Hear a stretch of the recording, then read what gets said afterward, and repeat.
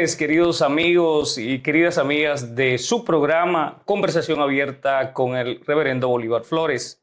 Hoy es viernes 26 de septiembre y para mí es un privilegio y un honor tenerlos a ustedes. Ese privilegio que ustedes nos dan a nosotros de entrar hasta sus casas, hasta sus autos, hasta sus hogares, pero lo más importante, el privilegio y el honor que ustedes nos brindan por darnos la oportunidad de entrar hasta sus corazones. Conversación Abierta es un programa sin fines de lucro en contra de aquellos que utilizan el poder para beneficio propio y apegado a nuestra comunidad hispana, específicamente en estos momentos de tanta persecución y crisis que nos encontramos viviendo. Esta es una casa que no dejará de conversar y hablar sobre los desafíos que nuestra comunidad día tras día vive. Quiero agradecerle infinitamente a Sunrise Lab, quiero agradecerle a nuestra buena amiga Wendy Nutt, Francine Lafrac, al Hudson Community College por hacer posible esta producción a la altura de cada uno de ustedes y por supuesto a nuestro extraordinario equipo que día tras día se esfuerza para poner este programa a la calidad de cada uno de ustedes. Así que gracias a nuestro director Cristóbal Serrano, Madeline Castro, Rita Durán y a todo el equipo que hace esto posible. Para mí el día de hoy es un honor y es más que un honor, es un privilegio recibir a una de las figuras quizás más relevantes del condado Hudson. Y él es Bob Knapp, un hombre que ha dedicado más de medio siglo trabajando por nuestra comunidad, proveyéndole recursos, proveyéndole acceso, no solamente lo que son los servicios sociales, pero también en su extraordinario trabajo como académico a través de la Universidad de Jersey City University, quien ha dedicado una vida enseñando. Mr. Knapp, welcome to Open Conversation with Reverend Flores. How are you?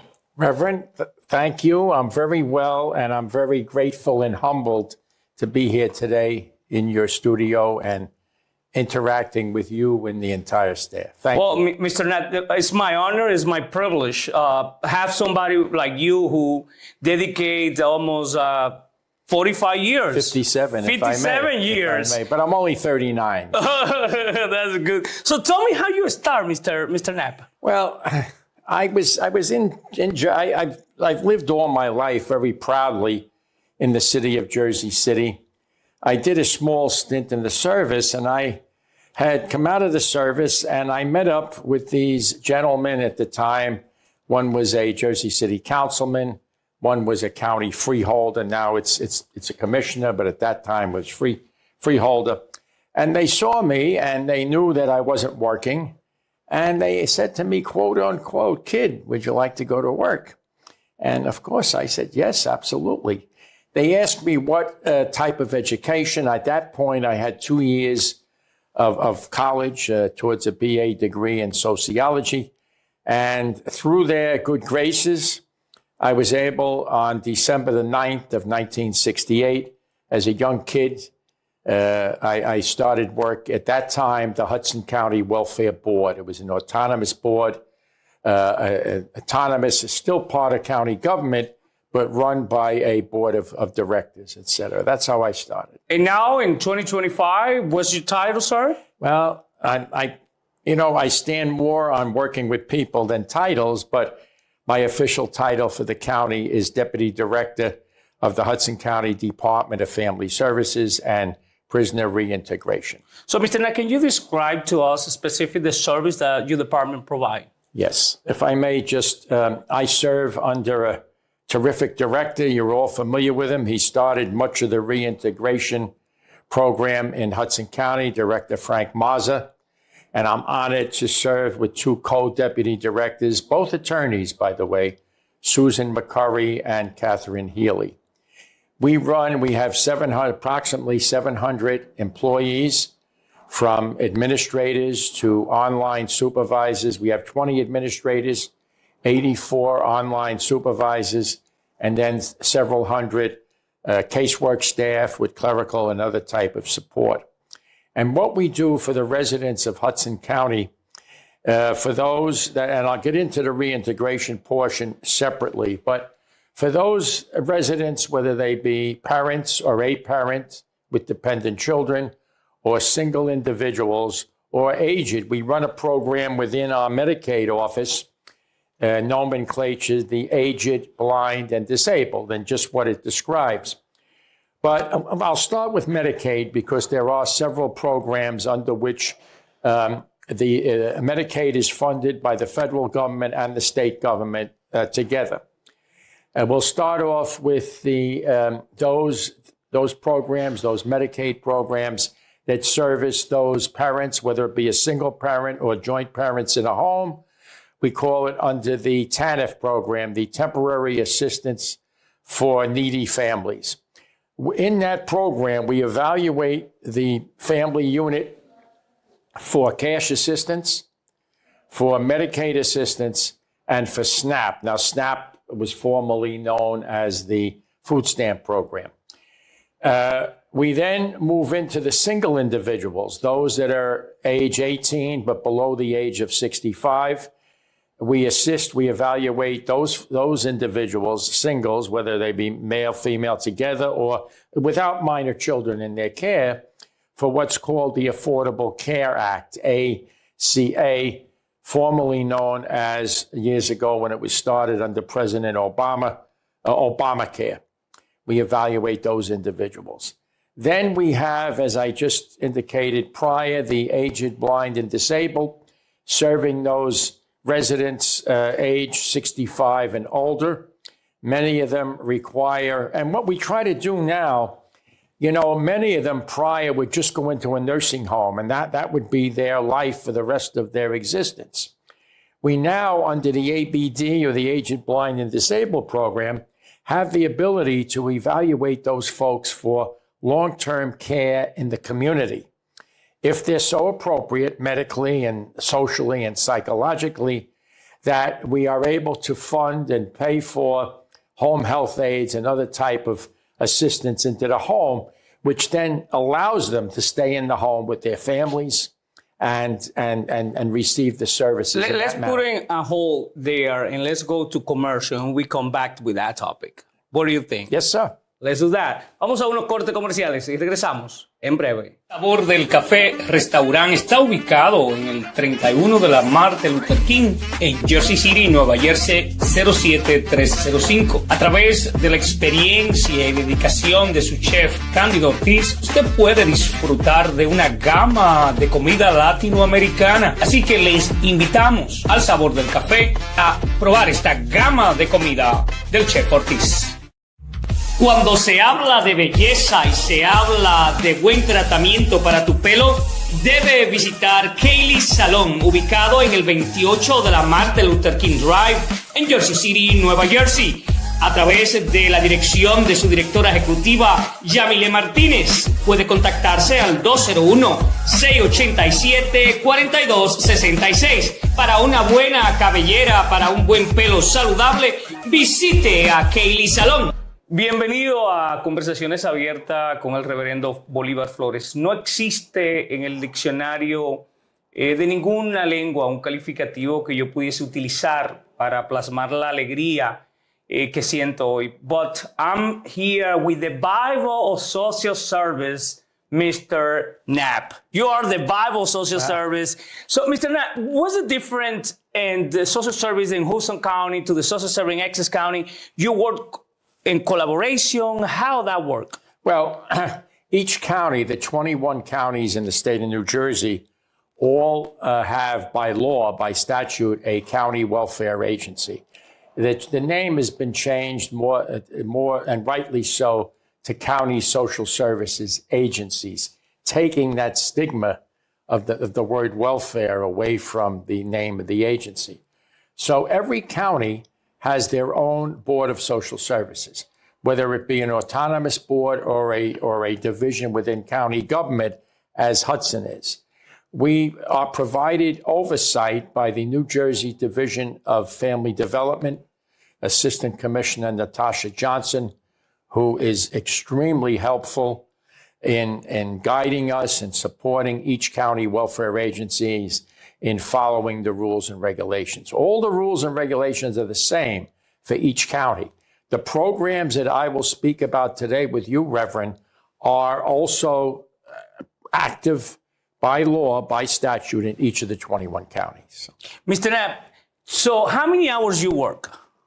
Well, my official hours are 8 to 4, but I'm an early riser. I would make a good collector of refuse starting at 4 in the morning. But I'm in the office normally by 6 a.m., and normally I don't leave until 5 p.m. or thereabouts. And this is by my own choice. That's what we have to follow. The youth, that's what we have to follow. That type of commitment, passion, and dedication that you have, Mr. Knapp. Well, what I feel is I try to. Many times you can't because things continue to the next day. But I always try to resolve or assist in resolving any matter, obviously, when it comes to human life and the existence. You know, I used to handle, now 211 has taken over the 24-hour, 7 homeless assistance. That's correct. Prior, I used to carry the pager, and I would be on call 24/7 and on weekends. And I would put myself in the place. I would receive a call from a mother or a father out on the street with 3 children, and I would, of course, place them immediately. And I always, you know, let me just back up a minute. We started back in the 90s a homeless coalition committee in Hudson County. And it was my suggestion that we involve on that committee homeless people. Okay. So I'll never forget this mother, a mother of 5 children, was on our committee.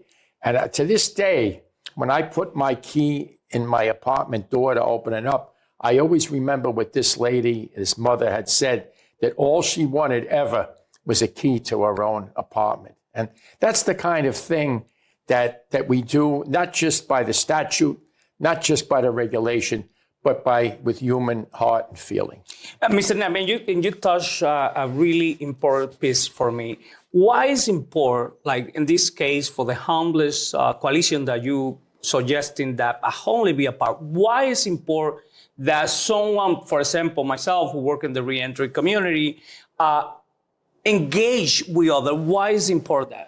Well, I always say with our folk, with our employees, you know, we're not standing in a factory making widgets. We're dealing with human life and human, many times, frailties that have resulted through no fault of their own. The mother and the child, or the mother and children being in this type of situation. So each case is looked at on a case-by-case basis.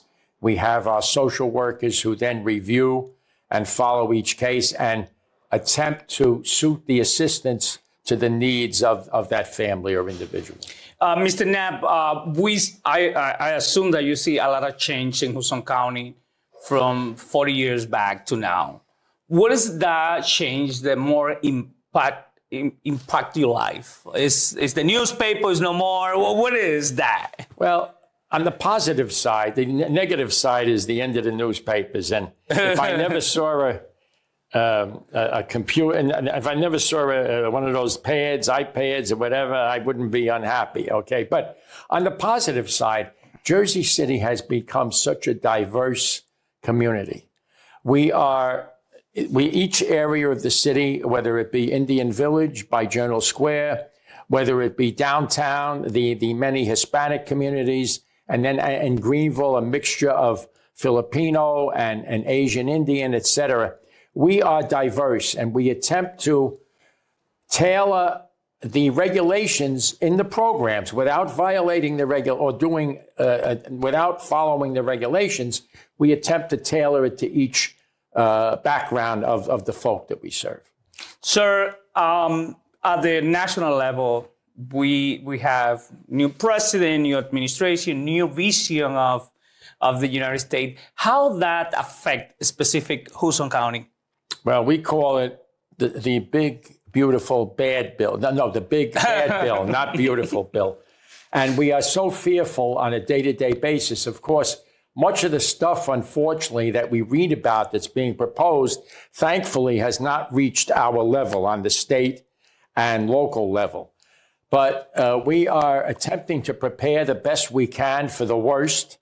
And we just need to acclimate in our procedures within the state and the counties and the cities to combat any adversities in this big bad bill. Mr. Knapp, how many family benefit from your program? I would have brought those stats, but there's approximately 59,000 individuals, not families, 59 to 60,000 individuals that receive the SNAP food stamp program. There is another 4 or 5,000 that received the cash. The cash assistance back in the 80s, we had 25,000 at that time AFDC, aid to the family of dependent children cases. Today, we only have approximately 1,200. But what we have become an agency for food stamps / SNAP and for Medicaid.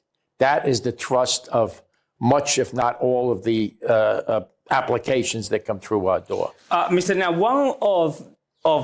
one case that you can share with us that really touched you hard or impact your life? I believe I related it to you folks prior. It was in the late 80s, probably 1986 or early 90s. It was Christmas Eve day, and we closed our office that day at 3 o'clock to give our employees a chance to. And we closed the office, and I met a dear friend of mine, the pastor John H. McReynolds, who was he was chairperson of the Jersey City Council of Churches, very active in the community, and he and I He's the husband of my friend, First Lady Tamika. Yes, the husband of Tamika McReynolds, yep, who is our chief of community integration, community affairs, who does a mammoth job in bringing the programs. Excellent I'll get on work. that in a minute. I don't want to go off that. I could, when it happens to me, I go off subject sometimes. But let me finish this story with Pastor McReynolds. So he and I were meeting up, and we're going to have a little bite before Christmas Eve, before the church services, and I'm a practicing Catholic, before the masses would start. By the way, I'm very proudly, in the Catholic Church, I'm a Eucharistic minister and a lector. I do one of the readings, I help with communion, etc. So anyway, let me get back to that story, because I'll go off 9 different paths. The pastor and I, we closed up the office. I closed up the office. We're on Newkirk Street. At that time, that's where our office was. And this family, mother, father, and 3 or 4 children were coming down, obviously, to apply. So I stopped and I said, how can we help you? We need emergency assistance. We need to we need to apply. So I said to them, look, I apologize. And then Pastor and I looked at each other, and we took their full name, their address. It was the address at that time was on Jackson Avenue by Wegman Parkway. It's currently Martin Luther King Drive. And we went, there was an A&P. There's no more A&Ps around, and I missed them. But anyway, there was an A&P on the corner of Jackson Avenue and Bayview by Sacred Heart Church. So we went and we got more than several bags that we could carry of groceries. And we brought it to the apartment. And we were very happy to see that other people had helped this family. And they had a nice spread out, and we joined. They asked us to join. But that's one of the striking memories of my career. Mr. Robert Knapp, a man full of wisdom. What's the advice that you can give to our community in this time? And I say this all the time. You hear people say we're not our brother's keepers. Well, I firmly say that we are our brothers and sisters' keepers. And again, not for long term. That's been the trust of public assistance programs today, is to help people, not give them the fish, but enable them to go out and catch the fish, okay? So what we thrust today is just to continue the programs and to assist under the regs and go further in the regs at times. I pray to the Lord for this young man can have 100 years more, because we need you. We need you. Our county need you. Our people need you. And thank you for your commitment, for your passion, for your dedication, for everything that you do for our community, sir. If I may just end, and I thank you, but I don't know about 100 years. I might be, 100 years, that's it's a little too much. excessive. I appreciate it, Reverend, but there's a saying, there's an adage that I so firmly believe in. it's not the number of years spent in a person's life. It's not the number of years, it's the years spent in those life. Wow. In that person's That's life that really means something. And that's what it's about. We just continue every day to do the best we can. And we pray that whatever's coming down from D.C., that we can counter it some way.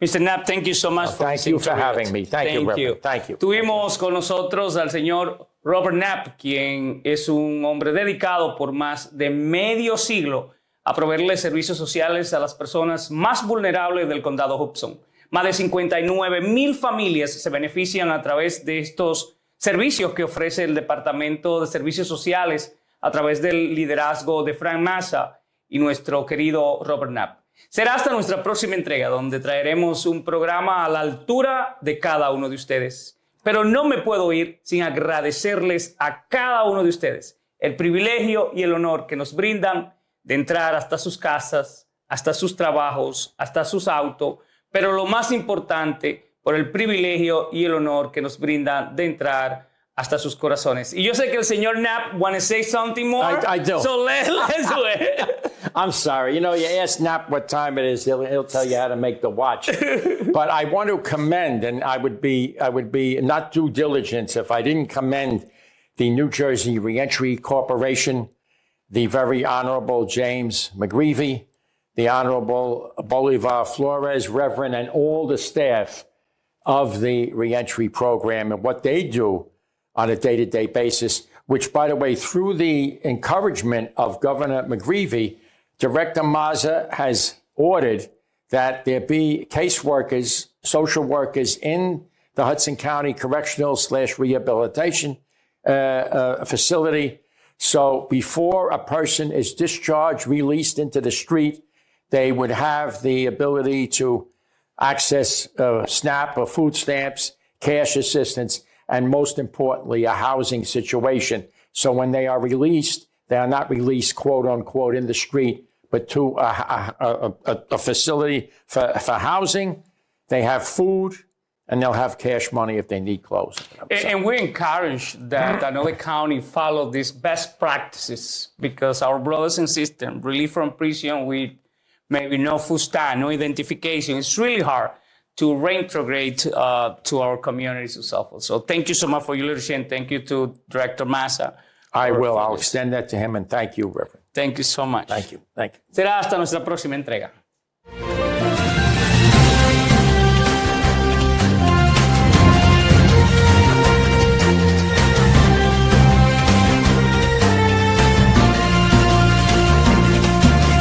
El Sabor del Café Restaurant está ubicado en el 31 de la Martin Luther King en Jersey City, Nueva Jersey 07305. A través de la experiencia y dedicación de su chef Cándido Ortiz, usted puede disfrutar de una gama de comida latinoamericana. Así que les invitamos al Sabor del Café a probar esta gama de comida del chef Ortiz. Cuando se habla de belleza y se habla de buen tratamiento para tu pelo, debe visitar Kaylee's Salon, ubicado en el 28 de la Martin Luther King Drive en Jersey City, Nueva Jersey. A través de la dirección de su directora ejecutiva, Yamile Martínez, puede contactarse al 201-687-4266 para una buena cabellera, para un buen pelo saludable.